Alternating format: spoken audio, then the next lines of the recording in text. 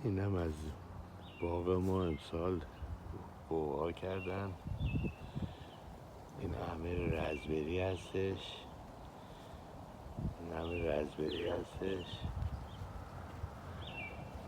اینم درخت گلابی امسال پر گلابی شده.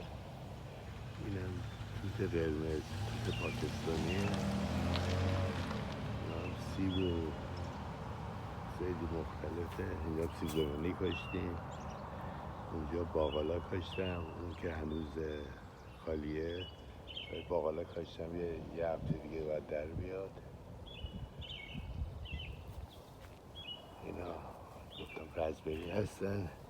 اینم درخت به هستش که پر از به امسال تمام این تیکای قهوه‌ای این همه به هستش. اون پشتم باغچه هستش که کنار این فنسا خیار کاشتم، اون وسط بامیه کاشتم، اون دوتا که دیروز کاشتم اونا فلفل هستن، یه فلفل قرمز دلمه‌ای، یک فلفل زرد دلمه‌ای.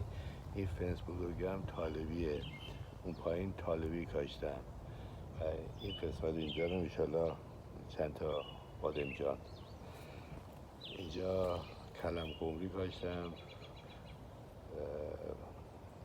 لبو کاشتم و همچنین تربچه.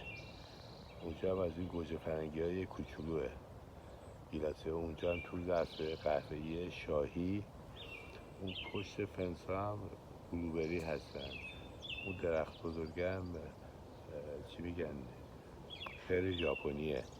اینم توته. امسال اگه باد نیاد، توتا نریزند، پر از توته این درخت.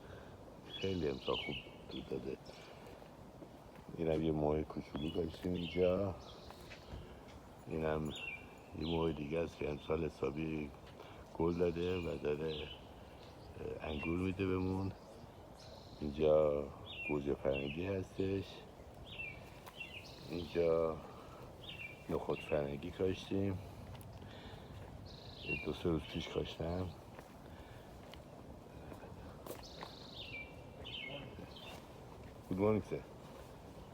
اینجا هم لوبیا کاشتیم. اینجا ریواس هستش. این پشت انگور هست مثل همیشه و سایر چیزای دیگه. و اینجا همه اینا توت فرنگی هست. این گلا سفید همه توت فرنگی هستش و اونجا هم بلکبری. و اینم با مزه درخت اون آلبالوه که پر آلبالوه امسال. این درخت انجیر رو ببینید، انجیراش همه زده بیرون، همه برگا قبل اینکه برگ بده انجیر داده، خنده داره. این هم زندگی ما و اینجا جاتون خالی. و این هم نسرین خانم داره سگ میبره واسه قدم بزنن صبحی.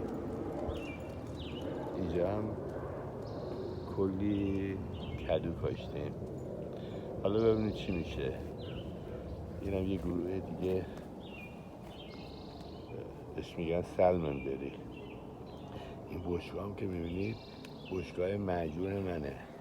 من تو سال همه سبزی ها، چیزای آشپزخونه و پوستا و همه چیز جمع میکنم تو این چیزا بشگاه، آب میریزم روشون، میذارم یه سال بمونه، میشه کود ما. حالا اگر خوب بشه و بد بشه خدا میدونه. حالا نشون میده که تو این 2-3 سال خاک بهتر شده و هر سال بهتر از سال قبل بوده. حالا ببینیم امسال میوه خوب میده یا نمیده. به هر حال اگه من مرزقن گرفتم بدونید برای چیه.